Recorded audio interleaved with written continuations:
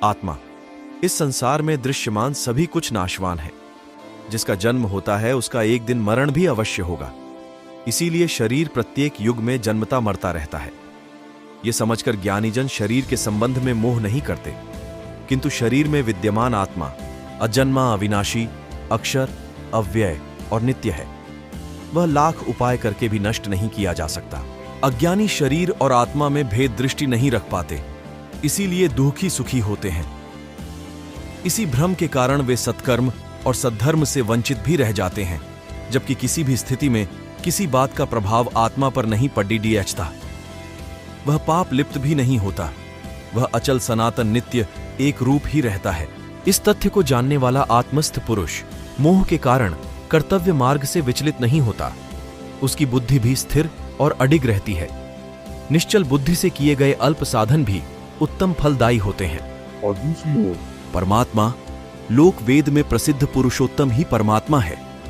वह स्वयं प्रकाश किसी से प्रकाशित नहीं होता, अपितु सूर्य, चंद्र, नक्षत्रादि उसी के प्रकाश से प्रकाशित होते हैं। अखिल ब्रह्मांड के कण कण में वह विद्यमान है।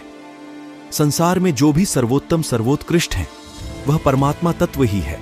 ब्रह्मांड में समस्त ज्ञान, सौंदर्य, तेज, बल उसी परमात्मा का ही रूप है। सत और असत से परे वह इंद्रिय रहित होकर भी विषयों का भोगता है।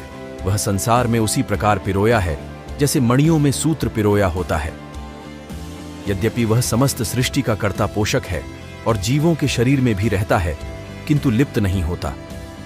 वह अति सूक्ष्म होने के कारण अविज्ञेय तथा अति विराट होने के कारण अप्रमेय है। उसकी सत्ता अनंत एवं ज्ञान असीम है। वह अनंत ऐश्वर्य एवं विभूतियों का स्वामी है।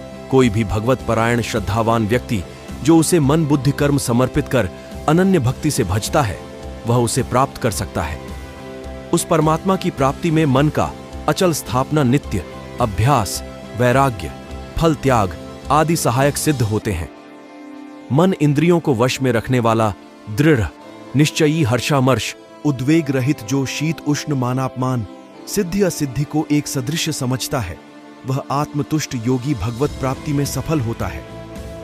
दैवी संपत्ति संपन्न व्यक्ति सहज ही परमात्म तत्व का अधिकारी बन जाता है।